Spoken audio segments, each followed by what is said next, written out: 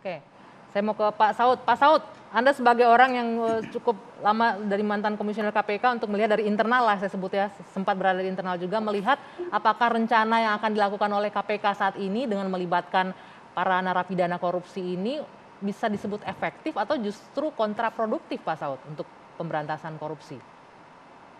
Ya, yang paling utama mau pakai pendekatan apa aja, itu boleh aja ya, pendekatan apa aja memberantas korupsi ini. Apakah itu pendekatan ekonomi, pendekatan sosial, pendekatan psikologi, pendekatan HAM, semua pendekatan harus dipakai. Saya selalu mengatakan semua teori harus dibawa ke KPK untuk kemudian merubah perilaku. Yang utama kan itu. Tapi jangan lupa ada teori lain juga, mengubah perilaku itu nggak gampang juga. Bangsa kita kan paternalistik, mencontoh.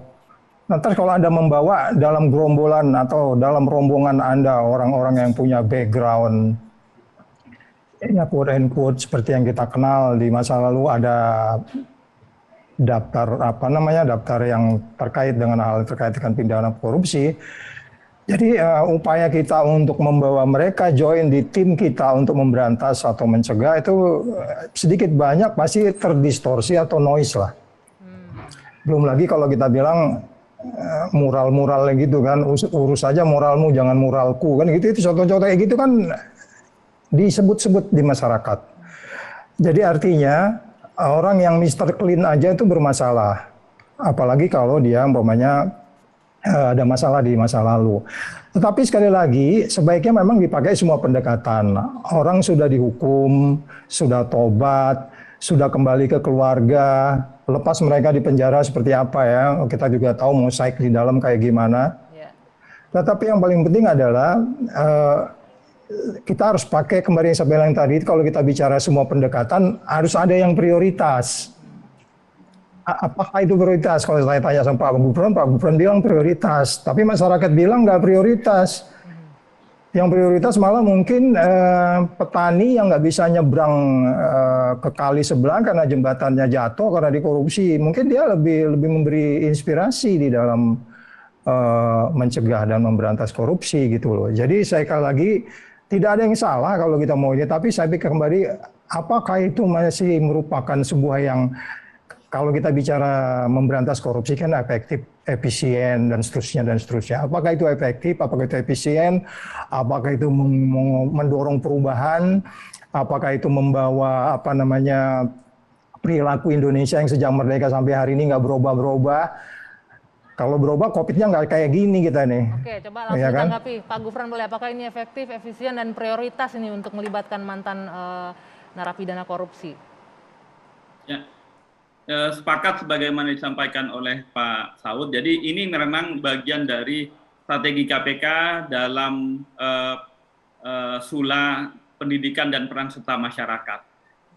Ini bukan satu-satunya. Zamannya Pak Saud kita sudah merekrut misalnya pemuka agama, kemudian para apib di beberapa pemerintahan daerah, termasuk juga dari pengurus parpol maupun juga penyelenggara negara.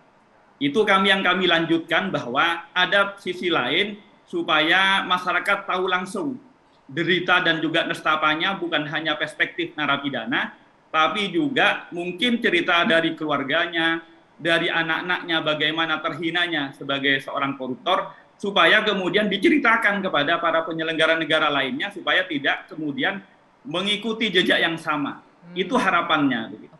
Apakah efektif atau tidak, tentu semuanya ini adalah upaya yang masih rintisan, piloting, nanti kita kemudian uji setahun 2 tahun yang akan datang. Jadi namanya efektivitasnya tentu tidak bisa diuji saat ini ya. Oke, baik. Kita akan minta tanggapan dari ICW nih. Mas Kurnia, menurut Anda efektif nggak tuh? Ya walaupun harus diuji 1-2 tahun katanya, tapi dengan memelihatkan bagaimana menderitanya keluarga koruptor akibat dampak si narapidana dihukum, bisa membuat orang jera atau takut melakukan tindakan korupsi gitu. Iya, lagi-lagi masyarakat dihadapkan dengan kontroversi KPK kembali.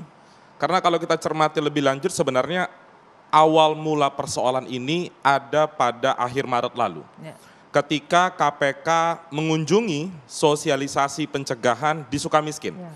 Kebetulan ada Pak Gufron, mungkin Pak Gufron bisa jawab nanti berapa orang sebenarnya yang mengikuti kegiatan sosialisasi di Sukamiskin. Berdasarkan informasi yang kita terima sebenarnya kurang dari 10 orang yang ikut ke dalam kegiatan itu.